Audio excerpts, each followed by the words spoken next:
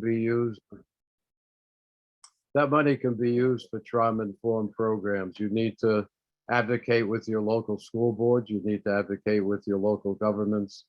But it's one-time money. It's a great opportunity to get some of the funding that you've been looking for.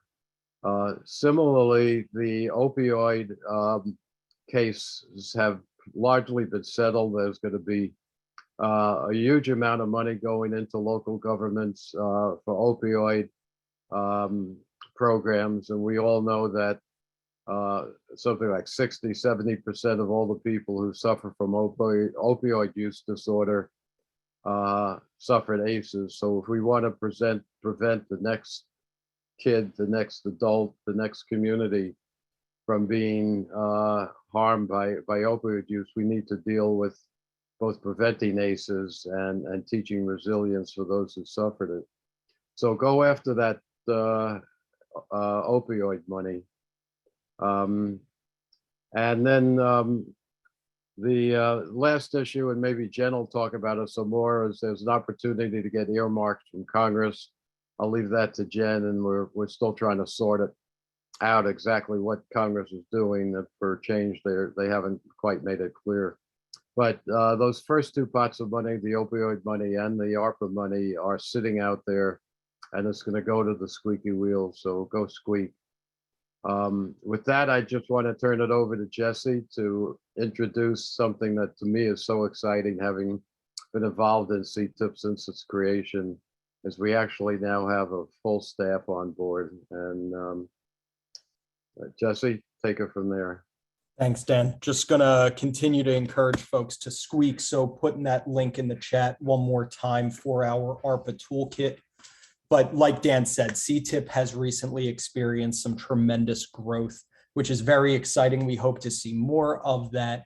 One of the presenters today, Liz Weiner, was the first foundation, fortunately, to invest in CTIPP.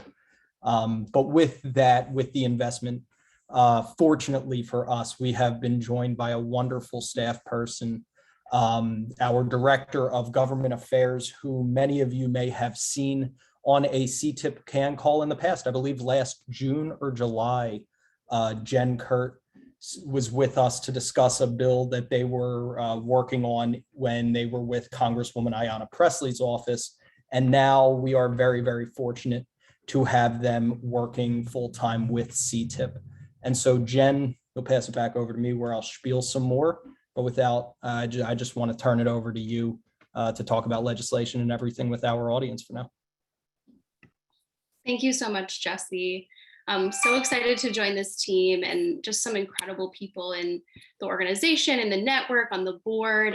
And I'm, pleased to be invited to play a small role in the work that you all are doing.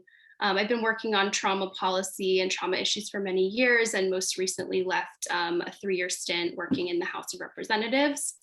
My role in the organization is to be a voice for Congress, the White House, and agencies, and provide two-way communication, both from our campaign to those entities and back. And so my role in these calls will be to provide an update on what's happening in Washington, D.C. I've been told I have to stick to 5 minutes, so I will run through some items, give a little bit of a projection of what we might see over the next month before we meet again. And then we'll have additional details in the newsletter that gets sent out to you all after this that goes a little bit more in depth than what I can provide in 5 minutes. The most recent and most exciting accomplishment is that Congress last week finally passed the FY22 government spending package, which we call the omnibus. We really didn't think this was going to happen. It has been delayed so many times, but I think in part thanks to the retirement, the upcoming retirement of some of these senators on the Appropriations Committee, we were able to get that across the finish line. And I want to name 3 really exciting accomplishments that we were able to get in that piece of legislation. In 2018, the Interagency Task Force on Trauma-Informed Care was authorized through legislation, creating this task force, but it has never been funded before. So this year, $1 million has been appropriated so that SAMHSA can start that task force. So we, CTIPP, we're in communication with SAMHSA, talking about the ways that they're going to implement this task force. They've shared that they want to lean on our expertise throughout the process here over the next year. So we're excited to partner with them ongoing and elevate some of the expertise in our network to work on that, the purpose of which is to develop best practices for trauma-informed identification, referral, and support. The second item here is the CDC Injury Prevention Program. There is $750 million provided under that program, but $7 million has been specifically set aside to work on ACEs. And the CDC will be required to submit a report on the relationship between ACEs and their work on injury prevention. So it's great to see the CDC specifically focusing on ACEs with this pot of money. And then finally, and hopefully of interest to many folks on this call, there is now required a report on women in federal incarceration. And in part of that research and report, women are responding to questions from an ACEs questionnaire. And so the report to Congress on the status and the conditions for women in federal incarceration will include information about ACE scores. So that's an exciting win there. I think that information will be very, very useful. And then additional information in our newsletter will include a lot of extra money for mental health resources for children and youth, including in the Project Aware bucket, National Child Traumatic Stress Initiative, and then infant and child mental health. There's been an increase and then a lot of technical assistance there to better integrate infant and early childhood mental health programs within the state systems. There's also been, funding for suicide prevention, including money to create a new behavioral health crisis and 988 coordinating office. I know that the successful launch of the 988 number has been a priority here, so we're glad to see that. And then there's been an emphasis through funding on treatment for maternal depression and related disorders and screening for that as well. So we'll provide more details on that. You may have also seen, moving on, Biden released in his State of the Union a strategy to address the nation's mental health crisis. Great to see this a priority of the administration. CTIPP is weighing in with the administration and will, release some initiatives that we're taking to guide the administration this week on how they implement that in a trauma-informed way with an adequate emphasis on prevention as well as treatment of mental health. But one thing I wanted to mention in that is there a new initiative called Demonstrating Policy Effectiveness to Promote Black Youth Mental Health Initiative, which is specifically around preventing this and addressing the suicide crisis among Black youth that we're seeing really continue. So that's sort of the highlights. Looking ahead, and Dan previewed this a little bit, over the next month, the president will likely release his budget, which will kick off the FY23 process of appropriations, where we'll have an opportunity to make additional requests for next year.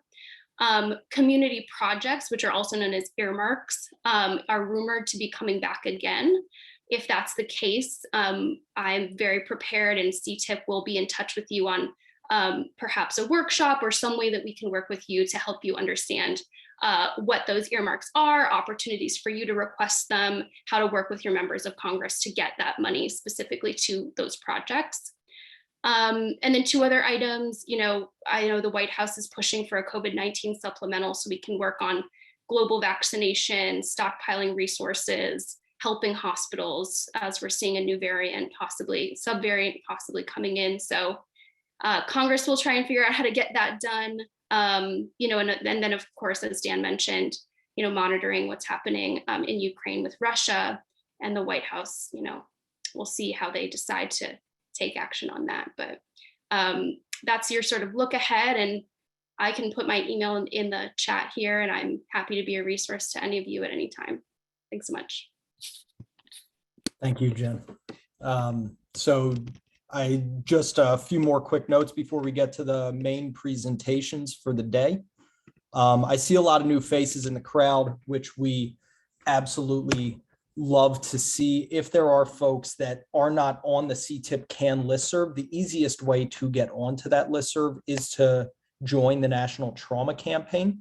Please continue to welcome Jen in the chat also. They are just absolutely awesome, and we are so privileged to have them working with us. I put the link to join the campaign in the top, and we'll put my email in the chat as well. If anybody needs to reach out, wants to be added to our listservs, has any questions, is not already on, please do reach out and let us do so. We would love to have you on our listserv. And then the other piece that we just want to speak to very quickly that we're continuing to harp on is that we continue to go through the workshop series, Building a National Movement to Prevent Trauma and Foster Resilience workshop series. We are going into session 6, which in some ways is unbelievable that we are already at session 6, and in some ways is crazy that it's only been 6 sessions. But we are going to highlight the role that foundations play in the trauma-informed movement this Friday. Those sessions start at 1 p.m. Eastern time. They are free to join, and you can sign up for that workshop series at the link that I just provided in the chat there. So please sign up for the campaign if you haven't already done so. Sign up for the workshop series if you haven't already done so. In the workshop series, we have really been presenting a vision in a new initiative called Press On, which is trying to build coalitions at the state and local levels to create that groundswell of support that we've been working towards so much to build momentum and move mountains for the trauma-informed movement as we work toward not just short-term wins, which are necessary, but the long-term vision of systems reform and change that all of us are so passionate about. And we are so fortunate to have with us members from the North Carolina delegation working at the state level, working in communities to really promote trauma-informed work down to the grassroots at every level. And we're fortunate as CTIPP to be able to partner with them. So that's really the model that we will continue to promote in this workshop series. CTIPP holds space at the federal level with other partners like the National Prevention Science Coalition to Improve Lives, PACE's Connection, and others. And then we partner with folks at the state level and at the community level, like you'll hear from the Weiner Family Foundation, the Kellen Foundation, and Smart Start today. And so without further ado, I would like to turn it over to Liz Weiner again, who has made tremendous investments in CTIPP and so many others in the state of North Carolina to promote trauma-informed work. So Liz, I turn it over to you. Well, I will say to everybody, thank you. Thank you for asking me, Dan and Jesse, and I'm honored to be part of this group. I am bowled over, to be honest with you, and humbled. There are 100 people on this call from all over the country. It looks like there's people even farther away across the world, I would say. And I am so thankful, honestly and truly, to Jesse and to his team for pulling this forward, but also to an amazing group on the ground here in North Carolina. We are really lucky, and you guys are going to hear more. I believe that I have the easy job, which is really taking a look and to supporting people who are leading in this arena. So I am in the background just trying to link or pull things together in an area I think that interests all of us, which is preventing. This is a prevention space. This is a prevention call. That's what Jesse and his team do. So again, happy to be here. I started this work about 5 or 6 years ago, and Vernisha Crawford is on this phone, is on the call. I funded a project, which Vernisha led, that was called the Charlotte Resilience Project. And we bought the rights to the movie 5 years ago, and Vernisha and her team screened and screened and screened and screened and screened. And so that's really how it started. And I think it did work on a grassroots level. And Vernisha, please add in. She's an amazing leader. She's continuing the work. But I came to this obviously with the knowledge that hopefully there is a prevention piece of this. It's not just straight mental health, but that how do we frame this and how do we talk to people in the healthcare, in all the sectors, faith, healthcare, education, about what it looks like to look at a child and say to them, not what is the matter with you, but what happened to you. So again, thank you and welcome. I'm going to give, I just want to say also and lift up the other people that are here, but there are other funders across North Carolina that have done a lot of investing in this area. Some of them are the KB Reynolds Trust, the Duke Endowment, the Child Trust Foundation, Dogwood Health a trust. SAMHSA obviously has been incredibly important. And again, our state government. So it's not just me, there's a huge movement around here in North Carolina. So without further, I will go ahead and I will introduce leaders. First person I'm going to introduce is Dr. Kelly Graves. I have had the privilege of working with her. She is executive director and co-founder of the Kellen Foundation, based in Greensboro, North Carolina. She's a Chicago native, but her background is as a licensed social clinical psychologist and as a college professor. She's been in this work, Kelly, I don't want to date you, but well over 25 years. Can I say that? And is really continues to lead, train, provide therapy, work throughout the community and work throughout our state. Kelly is going to be the first person that's going to speak. Next person that's going to speak is Mebane Boyd. Mebane, welcome. As she is the Resilient Communities Officer at NCPC, which is Smart Start. Smart Start is our statewide backbone agency for early childhood. And she's been leading this work for a long time.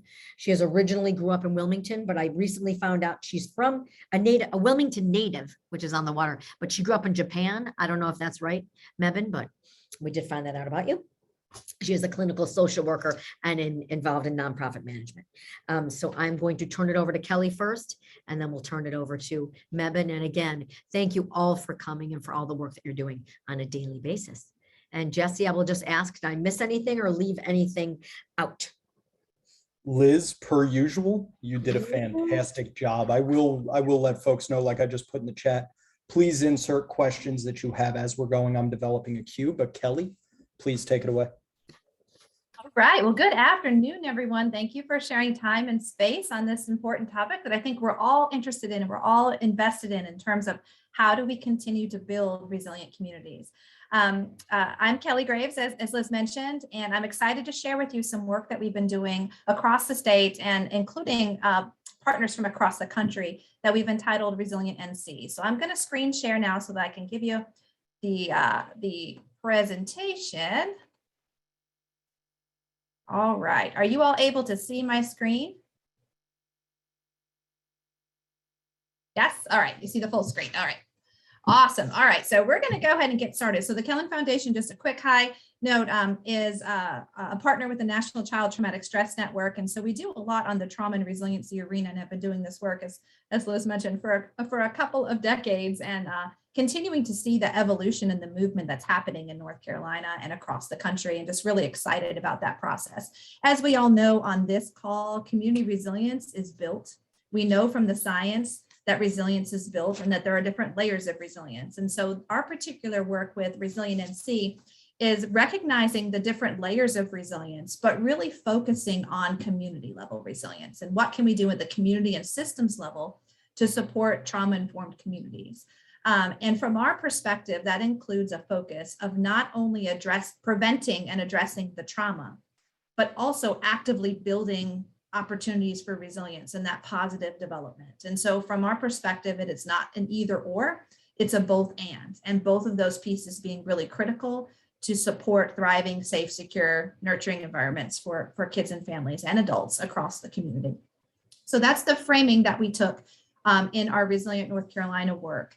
And so particularly, I think we can all agree that we have seen this need for quite some time. However, the pandemic has continued to lay bare the great need for the work. And there's so much happening within communities, within states, and across the country that we're at a really critical intersection of needing to align and coordinate that work very clearly so that we can be the most effective in reaching the goals that we're working to accomplish together.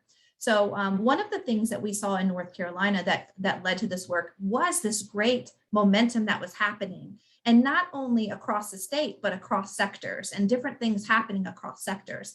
And at the same time, one of the things that we were noticing and that partners were noticing and we heard from across the state is that sometimes the sectors didn't always know and weren't coordinated in the efforts. And I'm assuming, I would imagine that almost everyone on the call can relate to that in their state and local community. So what we did in this particular project is to really try to work to pull those pieces together. So what we did in North Carolina was scan what are some of the primary larger initiatives that are happening in North Carolina related to trauma and resilience work. But we also wanted to learn from our partners, you across the country. And so we scanned state leaders across the United States to talk to them about what was working in their state. How did they roll out statewide initiatives? What worked, what didn't, lessons learned, what do they wish they knew then that they know now, et cetera. So as we're building out strategies across the state that we could learn from each other. And so from that, from the feedback that we got from North Carolinians and from across the country, we used that to develop a set of potential recommendations that North Carolina could use moving forward as we're continuing to build out this coordinated science-based trauma-informed approach to community resilience building. And so we created a summary of this work. And at the end of the presentation, I'll drop the link in the chat box, but the report is very integrated and meant to be very interactive, a live document. So everything in the report is hyperlinked so that you can get to different pieces of information easily.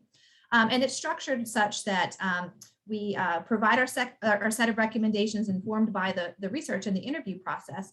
But there's a section that's more specific to North Carolina for people that are from North Carolina on this call, as well as the detailed summaries that we were able to gather from across the country. And so they're sectioned off. So if you're interested in checking out particular states, Florida, Delaware, et cetera, I'll highlight a couple. You can kind of click on that and get information about those. Many of the people that were part of the interview process are on this call. So thank you for participating in that. And all of the summaries were vetted by each of the partners before being made publicly available. So that's how the report is structured. Just as a high level summary, these are the North Carolina initiatives that we partnered with in this project. We had about 6 months to complete this whole process. So it was a quick process from doing all the interviews to writing and to publicizing all of the findings. So there definitely are additional North Carolina partners that are in this work, and it was not, anybody's intention to leave any partner out, but just in terms of of getting a quick glance of what's happening in North Carolina. Same with across the country. Lots of states are doing a lot of work. So I want to recognize that there are lots of states that might be on this call that may not be represented here, and that we want to continue to add to the information. The states that are on this middle column, California down, are the states that we did deeper dive interviews with, and we use snowball techniques. So what other states do we need to talk to, et cetera, et cetera. And we built out opportunities to continue to flush out additional information on additional states. The columns in the far right are those states that we weren't able to do deep dive interviews in, but we were able to gather information and highlight in the report from publicly available information.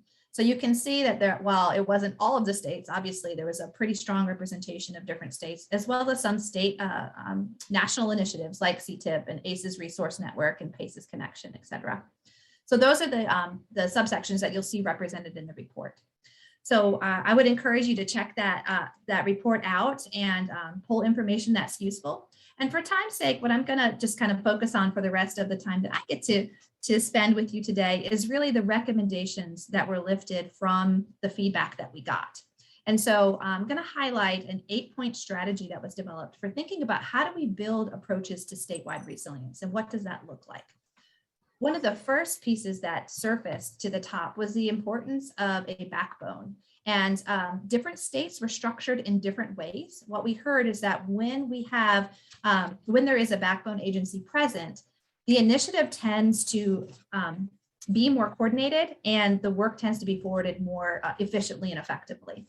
So thinking about what a backbone agency would look like or a backbone entity would look like was an important piece that was lifted up in several of the interviews. Again, they're structured all different across different states. Some backbones had their backbone support in a government entity. Some were in a nonprofit. So they're all structured in different ways with different pros and cons. But it was clear that identifying a backbone was helpful to moving the work forward. The second strategy that was lifted up by the people that participated in the interview process was a coordinated public awareness and strategic communication strategy.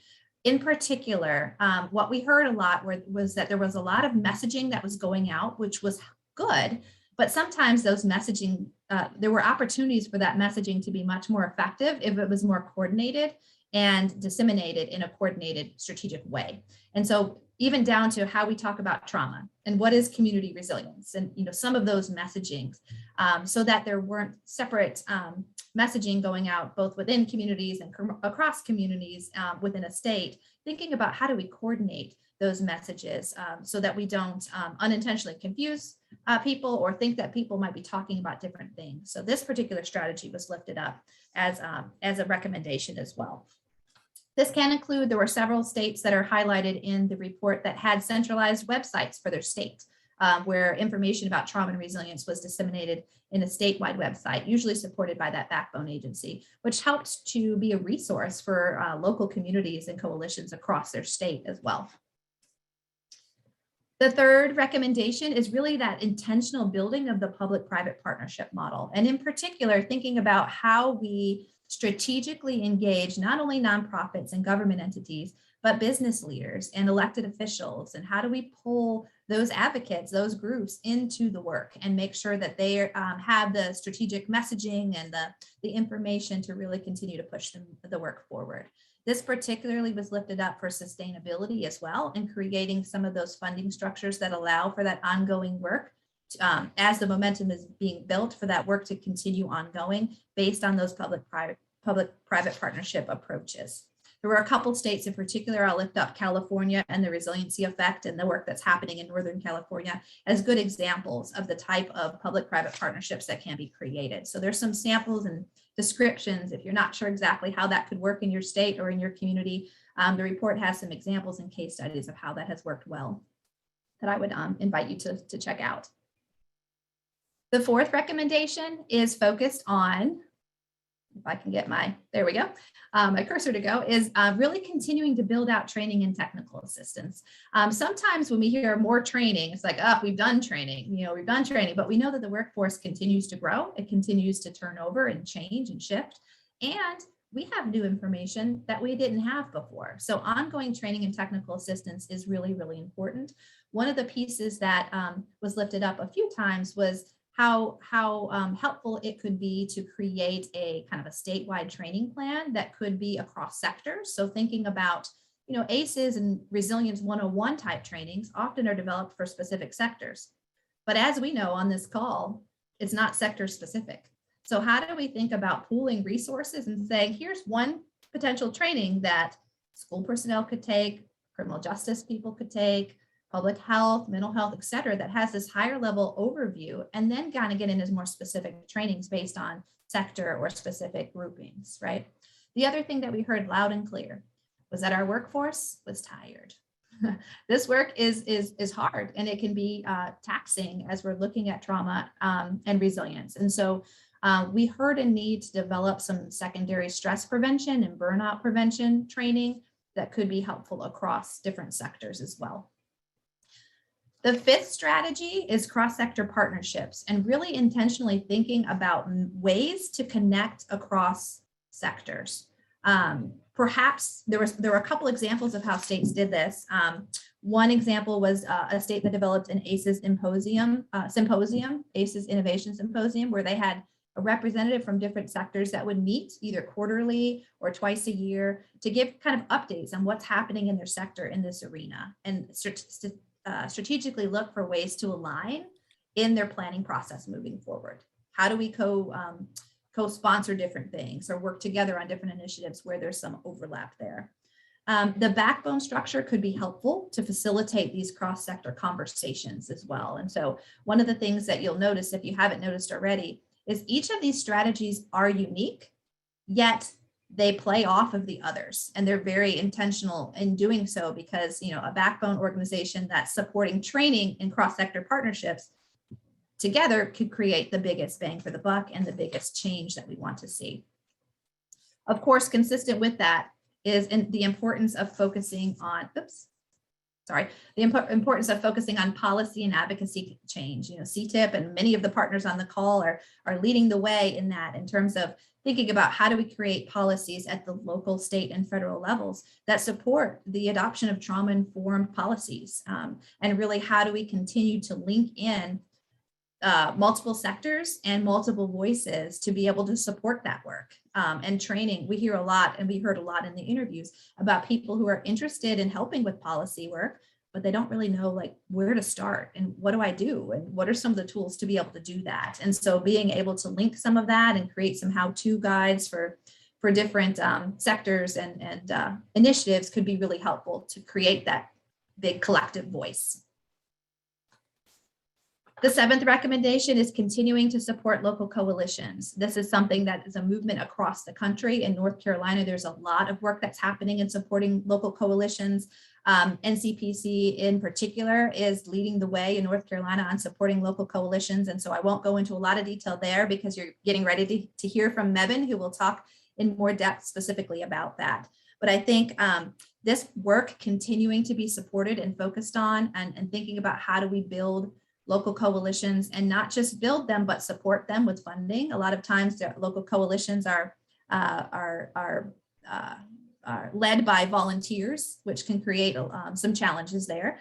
So thinking about how do we continue to build local coalitions and connect them so that they can learn from each other. And again, Mebin's going to talk about some strategies that are specifically happening in North Carolina around that work as well. And the last but not least strategic recommendation is measurements. We know that sometimes, what we can't measure, it's hard to show happens. And so thinking about how do we measure changes in community resilience? How do we show our impact? What are some of the ways that we can look at change and to document the growth that communities and states are having, and ultimately around outcomes that we are seeing for the children and families and adults that we're working with? So there's some common, there's some examples of how states are doing this across the country in the report. And there's also some work that I believe Mebin's going to touch on as well that shows an example of how this is happening in North Carolina. But this is a key piece and an opportunity for partners to work together to create some shared measurement toolkits. Again, that could be promoted through a backbone structure or through a training and technical assistance portal, so that communities don't have to reinvent the wheel. We hear all the time of communities beginning from a starting point of how do I measure this? Or even connecting to the policy recommendation. We're interested in writing a resolution or a proclamation. Where do we start? And to have some examples of tools where they could start could be a really, really helpful for any local initiative, and also create that connection between a statewide effort and into a local community as well. So these 8 recommendations, again, are all unique, but yet all connected, and ways in which we can see the work aligning more effectively and efficiently in North Carolina. So in terms of what's next for us, we're looking at disseminating this information to a wide variety of partners and audiences and sectors and families and peer groups, et cetera, gathering feedback so we can continue to refine it. And we're at the stage now of thinking about trying to plug in the key partners that are already doing this work in these different 8 strategy areas, and continuing to invite people to the table that might want to work in these different strategy areas. And then, this is a wide, quick brush overview of these strategies. But the people that are really doing the work, let's say in policy and advocacy, the thought is that we take this policy and advocacy strategy and we partner with people that are already doing the work to flush this out with their expertise lens on, with their particular focus of that expertise in policy and advocacy, or any, either of the strategies that we've spoken on, and really kind of comb that out and flesh it out even further to create what we hope could be a helpful, coordinated strategic plan for how to continue to build community resilience across the state. And so with that being said, I appreciate everyone's input, and feel free to share any suggestions in the chat box. I also just want to give another shout out to many of the people that are on the call. And I think there's probably too many to name by name at this point as I'm seeing names that come through, but there were multiple people on the call that were part of this project. And I particularly just want to send my gratitude to you for participating. All right, so I'm going to pause and pass the baton back over. Thank you so much for allowing me to provide this overview. And again, I'll put the link in the chat box for the full report.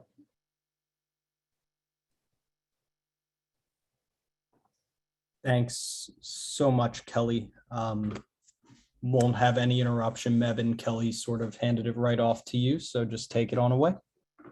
All right, very good. Thank you so much, Kelly and Liz. And like as Kelly said, so many on the call, I was loving seeing everybody's faces as we've done this work together, and we continue to stay in this work together and learn from one another. So I saw Kelly Ashcraft with Resilient Communities that's working on at the advocacy work, and Elizabeth DeConti with North Carolina Public Schools Forum doing great stuff. So proud of North Carolina, and honored to be able to talk about our small part with the working with local coalitions that is housed at North Carolina Partnership for Children, and the work is funded by KB Reynolds Foundation. So our work is focused truly on supporting the local coalitions in this work, because we see this as a viable, successful strategy of moving this trauma work along in our state. So our goals for our work are to develop a unifying framework around the work that's happening on the ground, to truly come to understand and identify what makes things work. What are some strategies? What are things that are happening? And people are so innovative right now. It is really fun to be a part of watching the creative energy and passion come to life across our state. And thirdly, to co-create supports. And I can't emphasize enough how important it is for the work that we're doing at NCPC to be guided by and informed by those who are doing this work in local communities. I love maps. So this is our most updated map of local initiatives in North Carolina. And to have the county, there are 100 counties in North Carolina, and those counties that have the county filled in orange were able to answer yes to the 3 questions you see in that big orange box. Do you have a multi-sector group focused on ACEs and resilience? It doesn't necessarily have to be use those terms, but are you working to build compassionate communities, or working to reduce trauma, those kinds of, answering yes to that. And then, is it meeting regularly? And we did find that through COVID, some counties who were doing this work pre-COVID were unable to keep doing that after the spring of 2020. But those counties, actually, there's energy now, and they're popping back up, which is a really fun time to be engaged in this work and hearing how groups are coming back together. There's also been a trend, and you'll see the counties that are outlined in pink. These communities are creating a regional effort and doing some work together to build capacity and to align work. And that's an interesting trend, I think, and we'll see, we may see more of this as we move forward. I also want to share this map because it gives you a picture of North Carolina. This map came out of our landscape analysis that we published in July of this past year. And I can share the link to that after this presentation. But the map on the bottom is signifies the resilience as measured by the Resilient Capacity Index. And it's an index that's used a lot for disaster preparedness. How does a community rebound from something that's happened, whether it's a flood or usually has to do with natural disaster? And it has things like educational attainment, disability, people who speak English, how transportation. What I'm wanting you to notice is in North Carolina, those areas of our state that are more colored in red on the bottom map correlate to what's called the Black Belt. Those are the counties in North Carolina which had the highest numbers of people who were enslaved prior to 1865. So there's a direct correlation to historic trauma to current resilience. And it's just a really important thing for us to keep in mind, and why our work around racial equity is so important and why it's so relevant to what we're doing. This graphic was created by our graphic wizard, Eric Forehand at NCPC, and we are borrowing off of the work out of BCR at George Washington University, who started the tree and the roots idea, and also Pace's Connection, who had the adverse climate events added on as a third realm of ACEs. We call this our 4 realms of ACEs slide. And one of the things we're working on is to create common language around ideas of trauma, and common language around how important it is that we address all realms of trauma. So what's new with this graphic is that we added, represented by the groundwater, atrocious cultural experiences that represent slavery, genocide, colonization, the picture isn't complete around addressing trauma unless we make sure that we continue to talk about that trauma that continues to live in the bodies of people of color.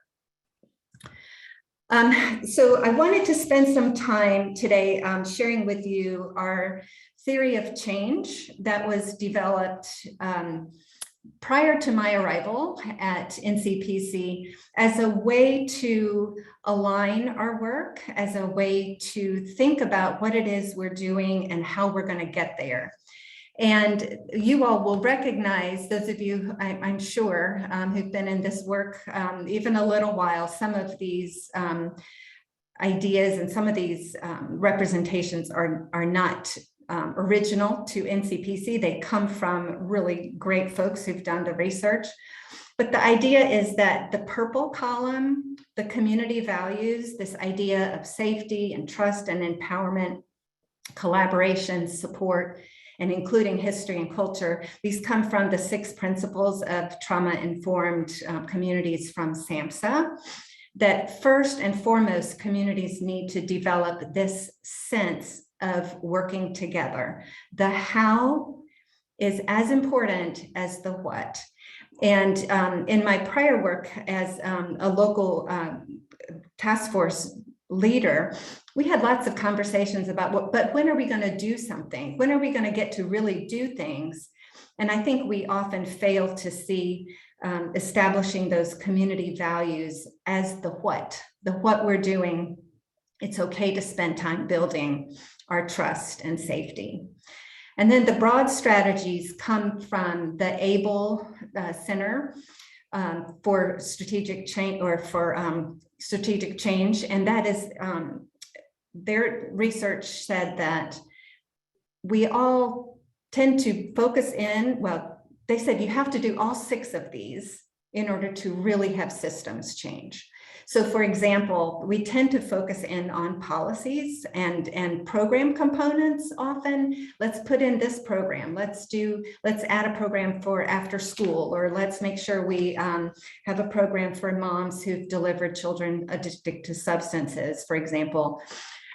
But if we really want change, we have to address all of these strategies, from mindsets to power to relationships, policies, and resources. The green represents the data work that how we're going to measure the difference that's made. And we have spent quite a bit of time over the last 5 or 6 months talking about what we're going to measure in North Carolina at the community level. And this is still a bit TBD, but we have made lots of progress on that, and hoping to release a tool by the beginning of summer to local coalitions that they can use to guide their work and to find ways to measure their effectiveness. In the blue, that's where we really want to get population results and the final desired impact of what we're after: healthy and resilient communities for all children and families. So I'm going to go through this. So what are we providing local coalitions? And Jesse, I have about 5 more minutes. Is that about right? Mebin, take the time you need. This is all awesome. Okay. So this is a graph of what the local coalitions in North Carolina, and there are about 45 of them, told us they needed to be more effective, to build their capacity. So increase financial resources. They wanted help uplifting community stories and lived experience, building partnerships, creating strategic action plans, and so on. So using their guidance, we have tried in the time that I've been at NCPC and prior to that as well, what do communities need and how can we provide that for them? And so, for example, one of the gaps that was identified or one of the needs uplifted by the communities was they wanted to connect with one another so that people can have conversations about, wow, what's happening in your rural community? Or we've had trouble recruiting people from the faith community to our group. What did you do? So we have a monthly, what's called peer connection, where we bring together folks to have dialogue and to share their resources and their ideas. I also take phone calls and provide ideas to folks, but that's one of the gaps that we have attempted to meet. Also around increasing financial resources, we have been gathering information to find out who is funding this work across the state. There's some in health departments, some are private grants and foundations. And also the opioid, as you all mentioned, Jesse, at the beginning of this, that there's a lot of money around the opioid settlement funds. That's another place where North Carolina is finding funds to coordinate at the local level. The other thing that we provided in that landscape report was some language for grant applications that we felt like people could use as they, in some communities, it's maybe the first grant that they've written. So again, we have many, many different levels of involvement and experience with this kind of work. I've talked about this already around agreement on data. We are working on that with a group called Cape Fear Collective, who's a great think tank, data scientists that have done amazing work already to create easily accessible data dashboards.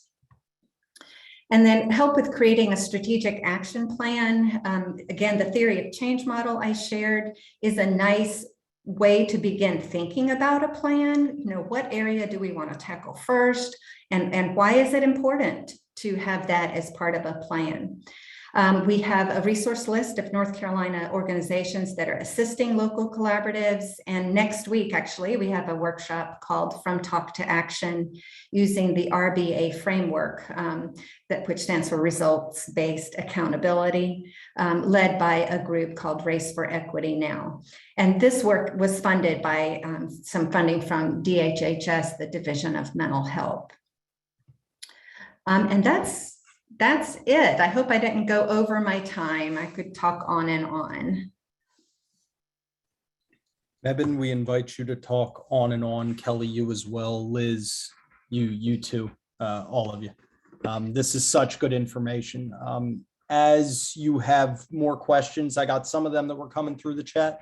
If there are others that folks have, please do feel free to put them in the chat continuously. We will go through the Q&A, but we've got a lot of time here for questions and answers and ongoing conversation.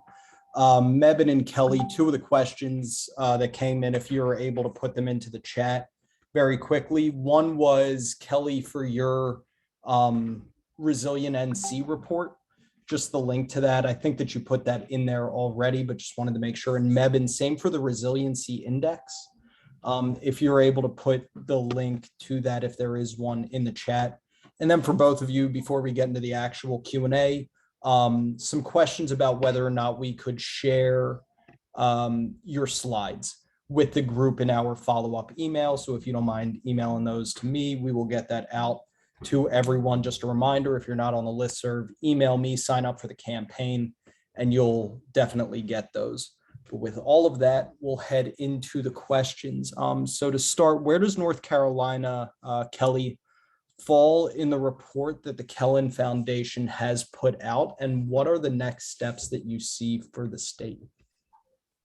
That I think is a great question. I think there's a lot of strengths that North Carolina brings to the table, and one of the patterns that I see and that we heard in from the interviews in North Carolina is that we've got a lot of players, we got a lot of the pieces.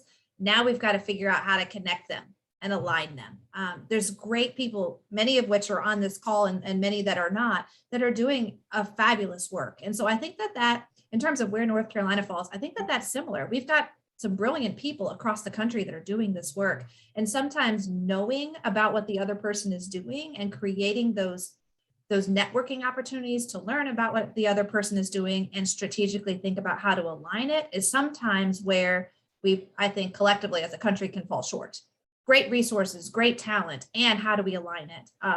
And also think about it, as humans, we tend to see it like from our perspective and from the sector that we're working in. So I think it's a challenge for all of us also to kind of zoom out and say, yes, I might be working in this sector, but how do I use the talents and the resources across sectors for strong collective good? And so I think I think that's also one of the things that's a challenge in North Carolina and across the country is to make sure that we leave time and space for us to think about it from that perspective and align with work that's happening across the state. And of course, with every state, getting past any kind of territory issues and those kinds of things and making sure that we think about how do we take and complement all of the work that's happening so that we can do the most collective work together. So collective good together. So I think that's kind of where North Carolina stands, and it's similar. One of the things that we often find is when we do this kind of work, we're much more similar than we are different across the states. And so there were definite patterns that were lifted up, which is what informed the 8 strategies. And so learning from each other about what worked and what didn't, I think is essential for this work. So that alignment and leveraging of what the momentum that's happening, I think is the most critical next step for North Carolina. And those 8 strategies that were presented were strategies that I saw as ways to align the work. That's awesome. Thank you. And for both of you, sort of as a good follow-up to that, what was the spark that got all of this cross-sector work going in North Carolina so many years ago?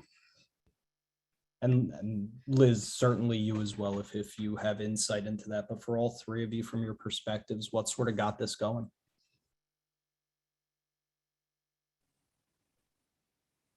I think it was a lot of things, right? I think Buncombe County, which is up in the west, started compassionate schools, I'd say about 15 years ago. Some of our coalitions across the state have been doing the work for a long time. Some are a lot newer. So I think it was really a variety, if I'm not mistaken, Kelly and Mevin. Yeah.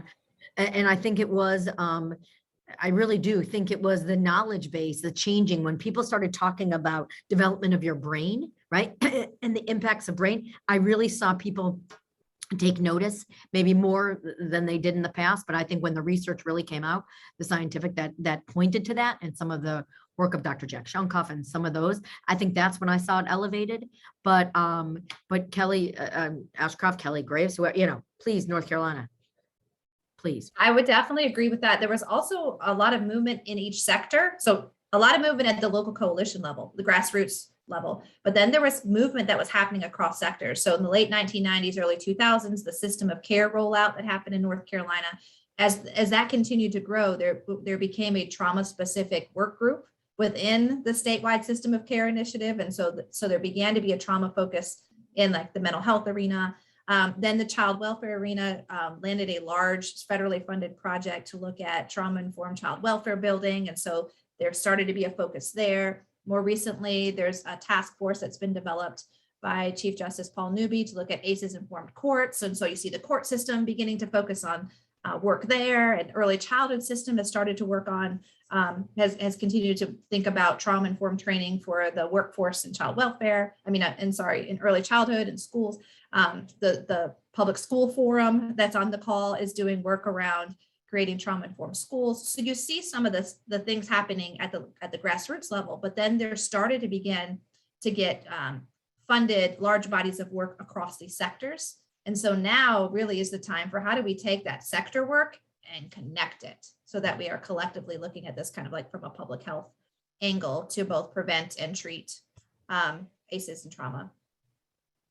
Yeah, I think at the local level, I really can't say enough about the movie Resilience and how it moved communities to see that. And I think documentaries are so powerful. And the Resilience film is getting a little dated, but there are lots and lots of films, and it's a great way to gather people together to be moved emotionally. And I'm talking really just from the on the ground coalition perspective of this, that has been an incredible tool to build momentum and understanding and just language around trauma and resilience.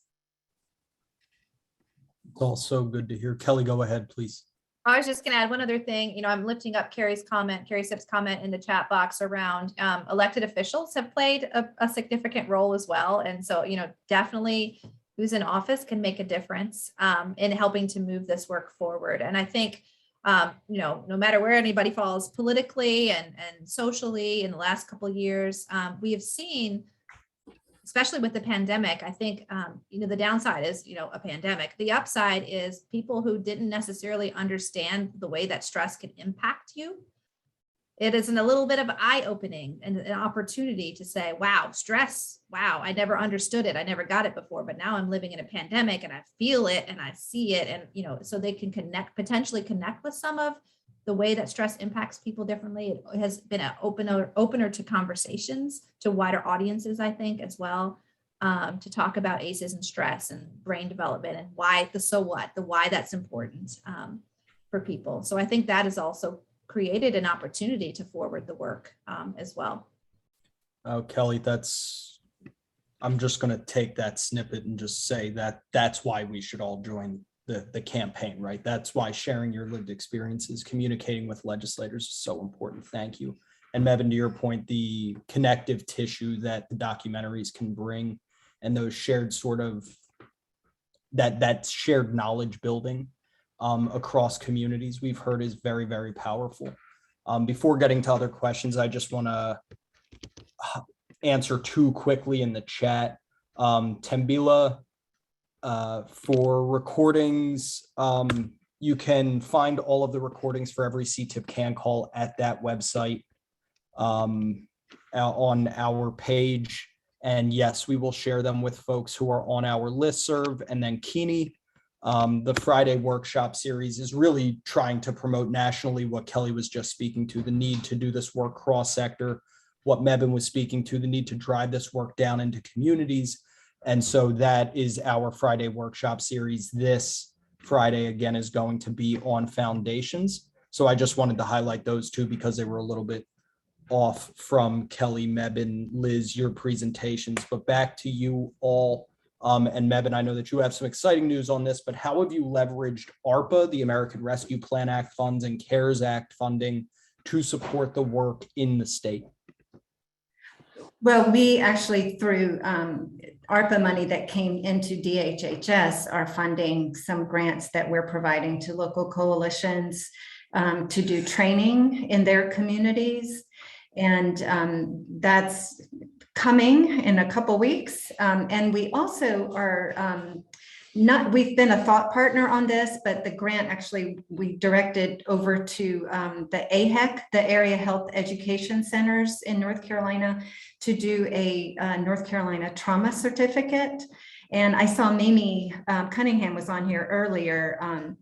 That trauma certificate in North Carolina is going to use the great program that they have at Florida State, which is a 20-hour online curriculum. And rather than, we didn't at the time this funding was made available, have anything in North Carolina like that for multiple sectors. So we're utilizing the Florida State program and then adding a North Carolina component to it, which is called Resources for Resilience, which is a model that's used already a lot of investment in North Carolina around that model on self-regulation and how to use tools to bring yourself back into alignment so that you can function at your best self. So it's a double, those two components we're combining to be a North Carolina Trauma Certificate #1 that was funded out of some ARPA funds.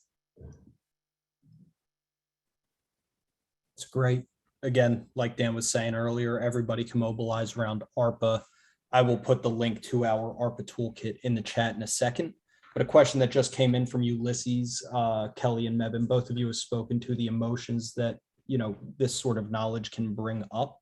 And what did you do to help folks with that emotion? How do you sort of go through that process that discussions in this trauma ACEs atmosphere can sort of bring about for folks?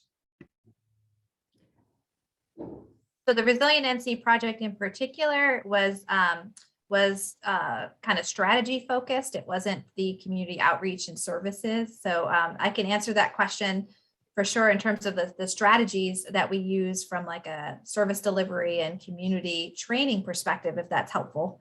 But first and foremost, you know, one of the strategies that we utilize in any training and outreach is we utilize the principles of SAMHSA in particular of trauma-informed care. So thinking about how do we create both physical and psychological safety in the training environment, really focusing on building that trust, giving space for people to take a break, have their cameras off if they need to, step away, and reiterating that message as we're talking, and normalizing the fact that sometimes the information can hit home, right? It can just it can be a lot to hold, and kind of normalizing and providing the space for that to be okay. We also do a lot of choice and collaboration in the work. So thinking about, for example, we may build in, all right, we've got 15 minutes left. Would you like to talk more about this, or should we dive deeper into this? And letting the group lead the way. We're really kind of facilitating, but letting the group kind of drive the process. And so really thinking about the principles of being trauma-informed, safety, trust, collaboration, empowerment, peer support, like how do we build those into every piece that we're doing? And I'm personally a fan of that, whether we're talking about policy advocacy work, training work, service delivery work, school environments, like all of those principles are so critical across whatever function we're doing, even building out a website or a training platform or a certificate program. How are we embedding that in the look and the feel so that even when somebody clicks on it, everybody feels welcome, and everybody feels like this is something that I could be a part of. And so I think embedding those principles across those different elements is really core to continue to encourage everyone to feel connected and a part of the work as we're moving it forward collectively. Yeah, I think that's so important, the normalizing the emotions, and even before we start the conversation, to say some people may find this conversation very difficult. If you need to get up and walk out, feel free to do that, and creating that safe space, and really thinking about, you know, all healing happens in the context of relationships. So valuing the relationships with one another as we do this work, and modeling that for others, I think is part of our role as leaders to when we're engaged in this work together. And I wanted to say just one other thing. Some of the communities that have had a lot of success in North Carolina, not all, but some of them, and this goes to what Kelly was saying around the COVID trauma that we've all experienced. Some of those communities that have had a lot of success have been through some natural disasters together. In the last 5 or 6 years, we've had several hurricanes, a lot of flooding. And when we share trauma, when we go through something and work on coming out of that together, there's a, I don't know, what's the word? There's a magic, there's a trauma bonding. Yeah. Post-traumatic growth, something, you know, that brings us together and connects us in ways that helps us move forward And I think capitalizing, I mean, COVID's been horrible, but one thing is that we've shared this experience, and how can we take this trauma and use it to leverage our growth going into the future, and knowing how important relationships are, and what we've done to heal, and what we've done to connect with one another, and the grace we've given people on, when dogs are barking on Zoom calls, and when people had to be off, we've been good to each other because we've gone through this together. So, wanting to do that same thing as we experience trauma together. Absolutely, Mebane. Thank you for that. I think you're getting a lot of love, claps. We've had very polite dogs so far on the CTIPP can call, which is good. But I think we've all been in plenty where there's a howler. To the point about how climate change has impacted, there was a planted question by our friend Bob Doppelt about how many coalitions are grasping the nature of traumas generated by disasters and cascading disruptions to the essential systems generated by the climate crisis, and what coalitions are building mental wellness and resilience for climate traumas and toxic stresses within their community. And what does this look like? I know that is a lot of a question, but process that and sort of answer how you see fit, but curious to know what your thoughts are there. Well, in New Hanover County, which is where I started some of this work, getting involved in some of this work, we worked with the National Center for Disaster Preparedness. And they taught us a lot about how disaster preparedness can calm you, so that if if something really bad happens, you've got a plan. It settles, it calms, it helps you put you in your resilient zone. And so I think that's one way that when we talk about climate crisis, investing in making plans as communities to confront what may come. And I guess that's all I want to say about that. And just to add to that, when that disaster strikes, because of that pre-planning, because of that, you're able to kick into action and not have to go completely to your survival brain. You've got some plans in place. When we think about, for anybody behavioral health on the call, crisis planning, and we have some plans in place that allow us to access steps that can be linked into kind of our upper level thinking brain at the same time. But the other part that happens is that post-traumatic growth, that through those hard times, new relationships form and new realizations and new skills. And, for example, I didn't know, I was never so savvy with Zoom and Google Meets and all the platforms and, jam boards and all this. I don't know, I might've just been really behind, but those are some just really kind of silly, but high level examples of how through hard times, we learn new things and new ways to connect. And I think that, through disaster work and things like that, it brings people together that maybe would have never come together before. New relationships form, new connections around, you're in this field and I'm in the faith community and I'm over here, but there's a lot we could do together. And so some new opportunities form through those hard times as well. Thank you for that reflection, both of you. Really appreciate it. Dan, I know that you got a question. Yeah, it's actually one that was put in the chat box, I think by Kay Reed, involving social and emotional learning. SEL is now starting to cause a backlash. We had a report from someone in the state out west where they were all set to get funding from the state legislature, when somehow they connected trauma-informed programs with SEL and killed the funding. I'm wondering if you're seeing that happen in North Carolina, the same kind of reaction to SEL as part of the reaction in red states to the education system. The touchy one.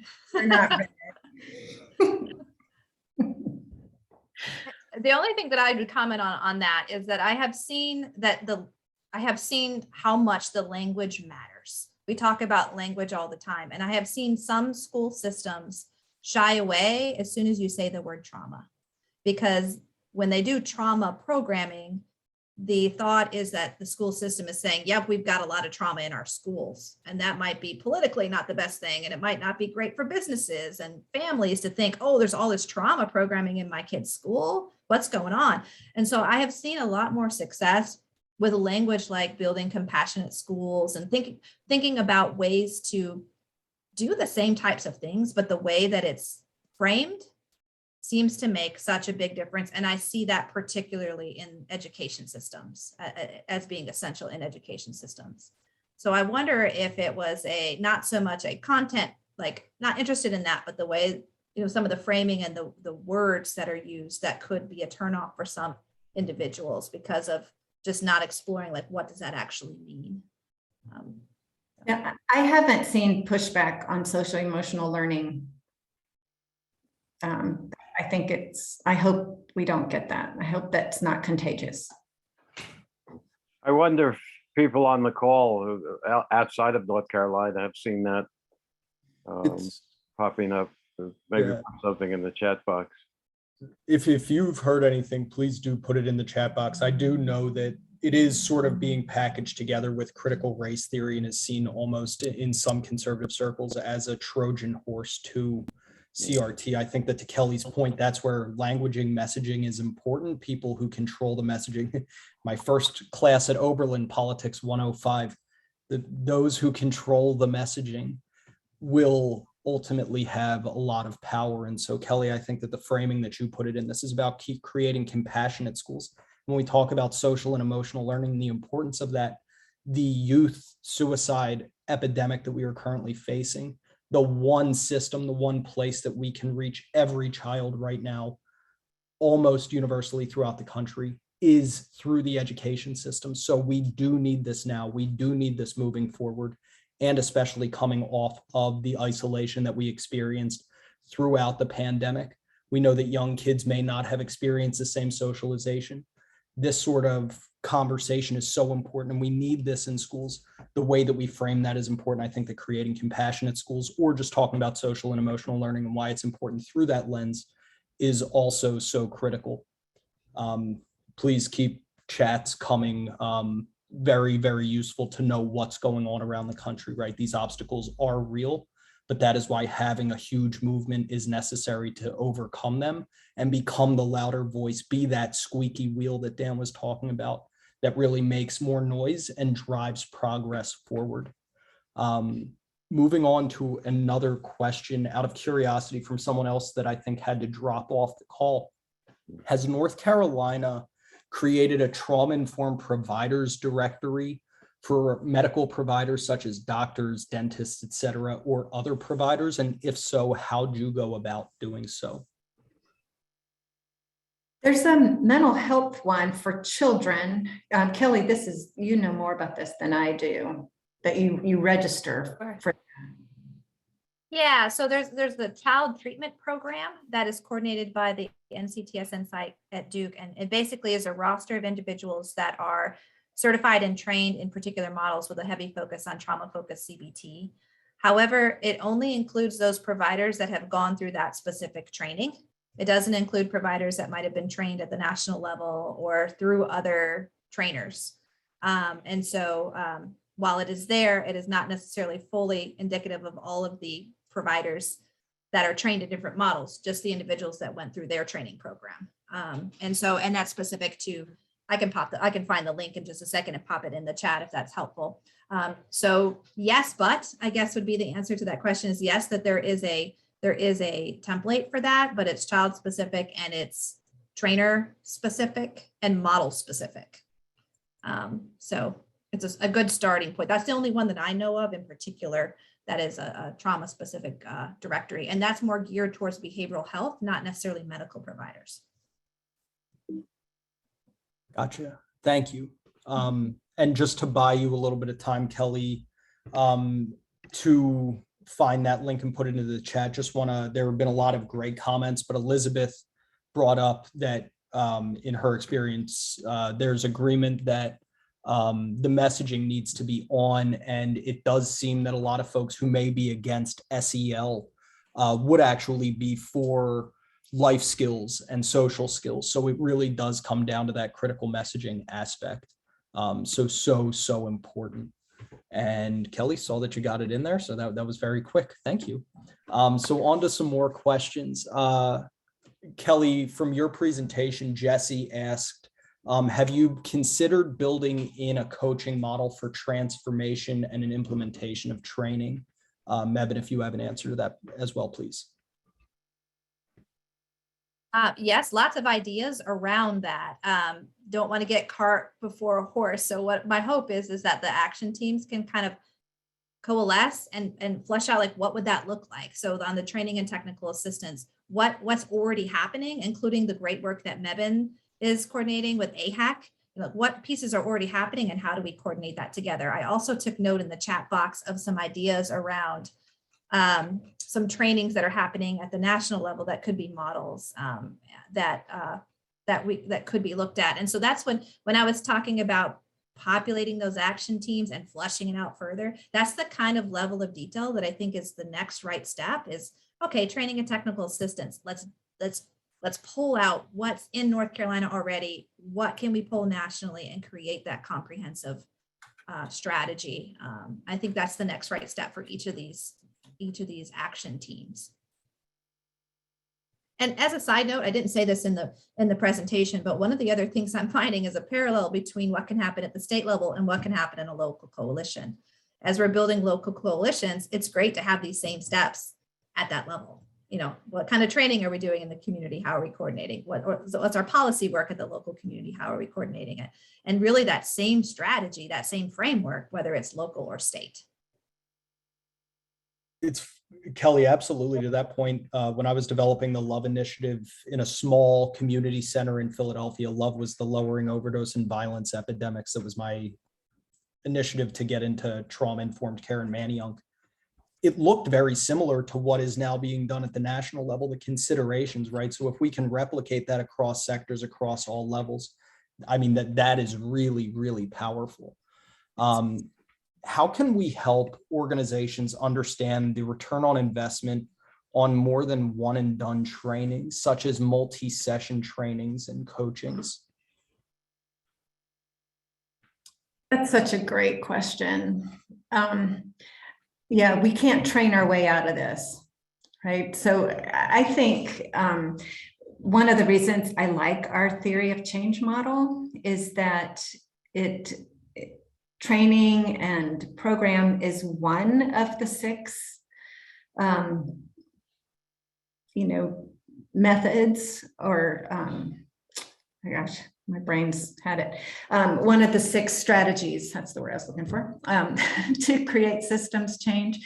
So training is important, absolutely, but it has to be done in a way that there's model fidelity and you've applied implementation science and people are continued to receive, training ongoing and coaching. It's not, again, as the person asked, one and done. I think just creating that culture of folks in a community that understand what implementation science is and that all these strategies have to happen if you really want to create systems change. I agree with everything Mebane said. And then the other part that I would make is one of the reasons I left academia, which was a great 16 years. I had a great time with that.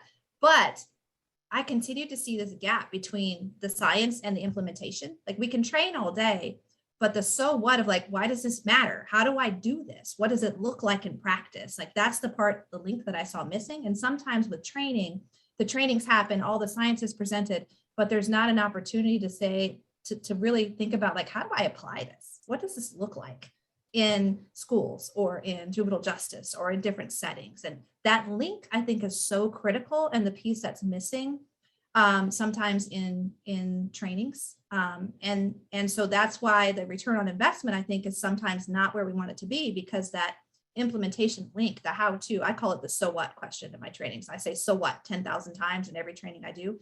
So what? Why does this matter? And how do I apply it in the work that I'm doing? I think that's the critical piece that sometimes we miss when we're sharing information. How do I apply it to the work that I'm doing every day? Yeah, and I think that the peers are so important then. They're, you know, and there's where a community can really impact that. So if you're connected as a community and somebody at the police department and somebody at the hospital have both had this training and they're in the same room and they have an opportunity to share, gosh, we had a client come in or we had a patient come in and we used this element of what we learned. And then, you know, the police officer can say, yes, and we went on this call to this family and they were clear, the child was clearly being traumatized and I did this. And so it's reinforcing that learning at the peer level so that it's really meaningful. And again, I think that's where these community coalitions can serve a role to lift one another up and share the good stuff to reinforce the learning. For you, that was getting a lot of love. Both your answers to the questions throughout the audience, both in the chat, was going by very quickly. And I saw a lot of like hallelujahs and claps from folks across the board, which was fantastic. Do either of you have ROI data in the state of North Carolina, or more than ROI data, also just the burden, the economic burden of trauma in North Carolina was asked for? I know Dr. Wallace Dixon put a link to the Sycamore Institute's research in Tennessee. But do you know of anything in North Carolina for folks on the call? I think there's something in our landscape analysis about that. And I've put that in the chat a few times today. And I apologize that I don't have that. I should have that thing memorized, but I don't. And I think the RAND Corporation put out some data around that. And I'm pretty sure that it's in our report too, the return on investment and why the cost per dollar. I am 99% sure that it's in the report. I can't remember the exact cost off the top of my head, like Mevin, but I believe it's in that report specific to North Carolina, as well as just general costs from studies that have been put out. And of course, that doesn't even begin to tackle the social capital costs of just, lives. Can't really put a cost to that, and like some of the other pieces, but there are some cost data that are available that could be extrapolated to make the case. Absolutely. If it's helpful on the lives front, we're about to publish data. It was actually the first project that Dan ever gave me when I was an intern for CTIPP. But on the death toll of ACEs across our country, which is certainly not all of the human cost. And in 2017, using population attributable risk data, we found that ACEs lead to about 650,000 lives lost every year in the United States. And we can imagine how COVID brought that number up. And we know that that is a conservative estimate for a number of reasons. And so that part, as well as the economic toll, are both just so staggering. And that's just looking at ACEs, which is a small slice of the pie. And if we look at the infinite complexity of trauma across the lifespan, I mean, it just grows that much more. Just piggybacking off that, the World Health Organization linked ACEs to the top 10 causes of death in the world. Yep. So if we look at the top 10 and the direct link with ACEs, those relationships are there. And so that was pre-pandemic as well. So those links are definitely there if we needed to pull that data for advocacy purposes. Exactly. So what, like, we talk about, so what, this is why this work is important. Doesn't matter if you're in schools or juvenile justice, et cetera. Your health matters. Yes, absolutely. Agreed, Kathleen. So there are many more questions that we're not going to be able to get to, but just one more out there from all of you for your perspectives on this work. It's tough to get multi-year funding, especially for startups. And a lot of coalitions that are involved in this work are more in the startup phase. And so I'm curious if you have any thoughts on how folks should go about getting multi-year funding, or how folks should engage out of that startup phase as they grow this work at the state or local level where they are. Oh, that's the $1 million question, right? I think we have to go upstream on that a little bit to educate the funders.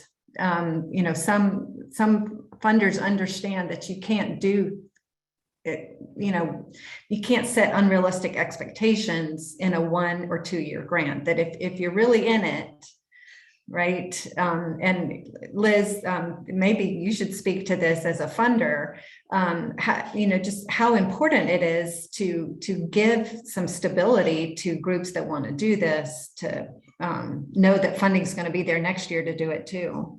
I think working around multi-year grants is always a great idea. I think trusting community to know what is best for them and to building that out.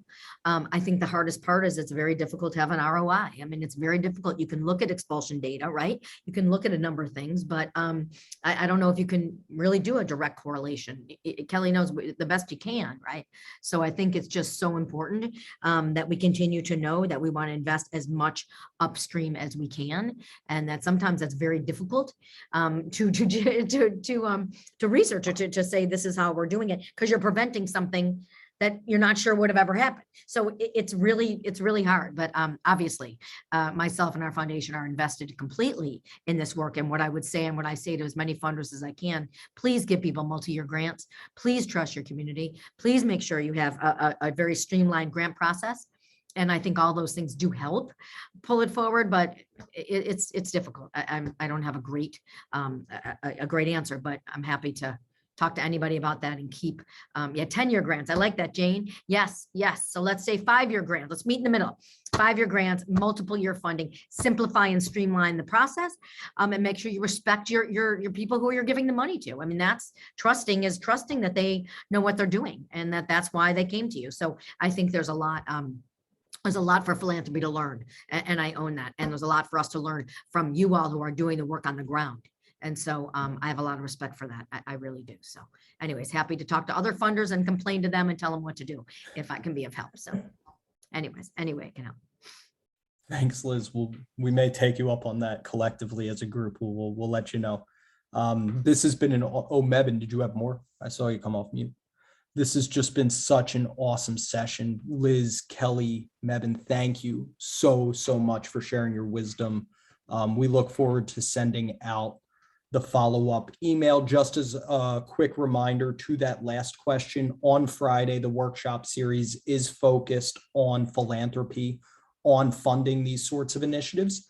And we will we'll start with a trauma-informed guide to philanthropy itself, and then have funders and folks who have been granted about that. Before we end the call, I want to turn the table over as well to Dr. Karen Omi from Florida State University to discuss a great opportunity for everybody in the audience. Thank you, Jesse, and thank you, Dan. It's good to see everybody. I'm sorry that I'm late to the call. I just wanted to let everybody know that the Academic Resilience Consortium, and that's academicresilience.org, if you want to go to the website, is a group of higher ed folks, so staff, faculty, administration, who are really interested in issues of resilience for college students. And this is college students across the spectrum, right? So first gen, we have international students, we have graduate students, we have first-time freshmen, and in basically trying to work to build their resilience, especially now after COVID. You probably have seen the impact that COVID has had on college campuses. We are having a big conference October 25th and 26th at FSU, so in Tallahassee, Florida. It's going to be a ton of fun. Have some wonderful universities that are participating. And if you go to, I've put in the chat the dates, the information about the website, and then also my email. So I don't want to take more of your time, but if you do have folks in your groups who are interested in resilience issues in higher ed, please let them know about the Academic Resilience Consortium and send them to me, and I can give them lots and lots of information. We have some wonderful universities that are participating, and people are so creative. And I think now that, well, hopefully, right, now that we have a handle on COVID, getting back together in person is just the dream.